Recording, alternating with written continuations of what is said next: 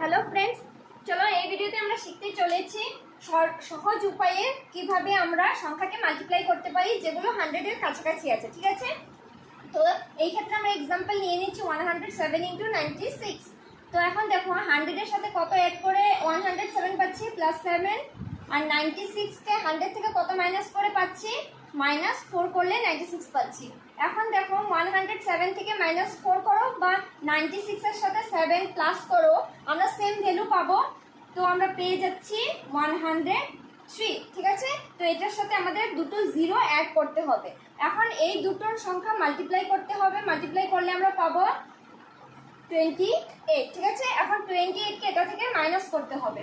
তো মাইনাস করলে আমরা কত পেয়ে যাব 2, এখানে পেয়ে যাব 7210। এটা হলো আমাদের অ্যান্সার। ঠিক আছে।